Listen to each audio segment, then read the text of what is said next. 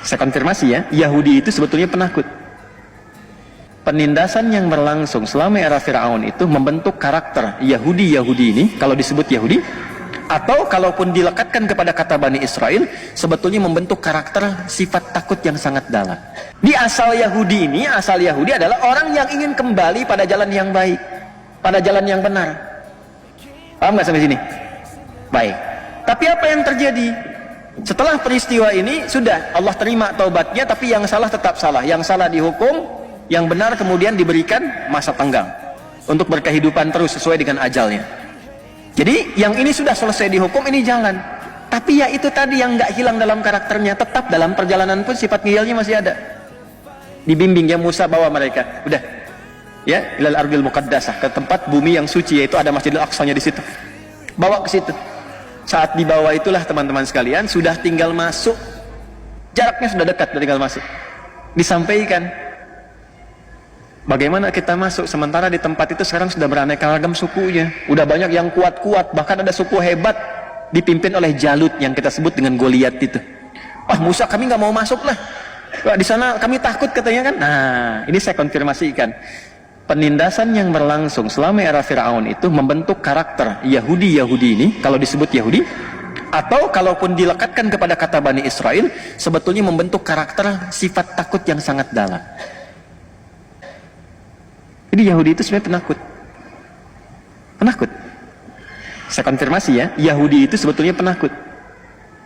Nanti kalau satu saat Anda umrah atau haji, mungkin bersamaan dengan saya, misal satu masa, nanti saya ajak antum ke satu benteng yang waktu itu ada Yahudi Madinah. Di benteng yang paling populer di sana itu bentengnya Ka'ab bin Ashraf. Jadi dari dulu untuk menutupi ketakutan itu mereka selalu membuat benteng-benteng besar sebagai perimeter supaya diisolasi di dalamnya. Nah itu diabadikan di surat Al-Hasyr. Makanya kalau sekarang antum lihat di wilayah Palestina yang diklaim itu, ya kan? Antum temukan benteng-benteng besar sebagai penutup, itu sebetulnya bukan menunjukkan ketinggian teknologi, kehebatan, bukan, untuk mengonfirmasi sifat takut mereka. Itu sudah ada konfirmasinya. Ya, nanti kalau mau lebih dalam lagi kita bahas tuh sampai ke kondisi-kondisi terkini. Banyak pelajaran yang bisa dibahas. Tapi saya mau konfirmasikan, sampai saking sifat takut ini mengakumulasi, maka lahir sifat pengecut. Kata Musa diperintah, kita cuma diminta masuk, mereka nggak ganggu. Begitu masuk, sudah kita selamat. Ya sudah, fa innakum ghalibun, udah kamu ini yang jadi pemenang, nanti masuk pemenang. Maksud menang itu udah selamat, hidup tenang di sana, nggak akan diganggu oleh Jalut. Apa jawabannya? Musa, idzab anta wa rabbuka faqatila innaha huna qa'idun. Musa, gini aja, kamu masuk duluan sama Tuhan kamu situ. Entar kalau menang lawan Jalut, kabarin kami di sini, kami ikut katanya. Kami nonton dulu di sini. Coba Anda bayangkan tuh. Udah ditampakkan di hadapan mata mereka, Fir'aun yang lebih tinggi dibandingkan dengan Jalut itu, ditenggelamkan di Laut Merah, cuma dipukul tongkat kayu, bem, kebuka itu lautan, nelan mereka semua di hadapan matanya. Tinggal masuk, keluar kalimat Musa, ente aja deh, Tuhan ente masuk situ, bukan? Ya, kalimat Qurannya begitu. Idzab anta wa rabbuka, Tuhanmu. Jadi Tuhannya itu Allah, Yahweh, Allah, itu belum masuk ke hati mereka. Belum masuk itu. Ternyata ada sebagian karakter yang melekat. Kamu aja Musa yang pergi dengan Tuhanmu itu. Kalau menang kasih tahu di sini, kami duduk-duduk dulu. Kalau menang kasih tahu baru kita masuk katanya. Hukuman turun dari Allah. Apa di antara hukumannya?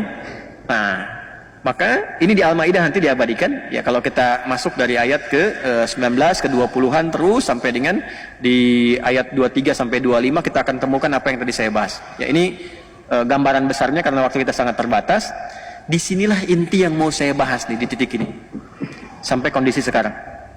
Maka oleh Allah kemudian subhanahu wa ta'ala diberikan hukuman arba'ina sanatan yatihuna fil ard.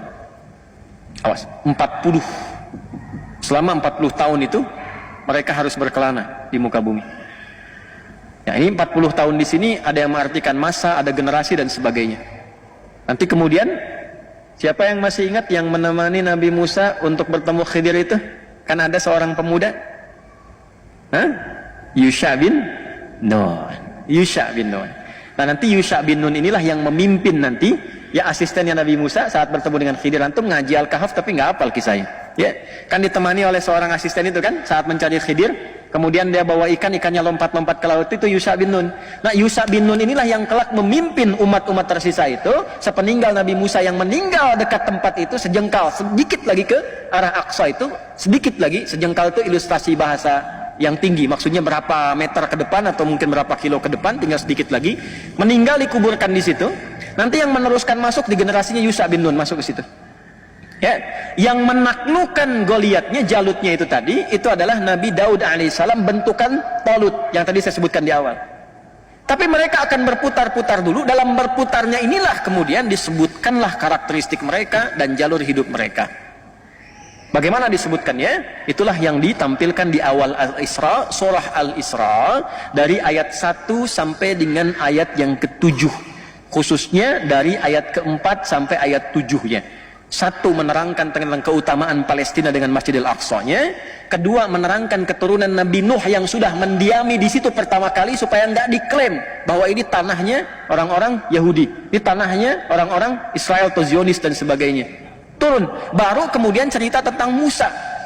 Setelah itu, dari Musa ceritalah ke karakteristik ini yang sampai dengan ke kita sekarang. Maka di sini dalam kurang lebih sekitar 20 menit ini saya akan uraikan karakteristik kesimpulan intinya. Jadi dari tadi saya kasih pembahasan panjang itu sebetulnya kalau mau jujur muqaddimah. Ya. Nah, situasi kita sekarang ini ayat ini yang relevan yang akan kita kaji. Makanya tadi saya cepat saya minta maaf dari awal. Ya. Yuk kita lihat nih.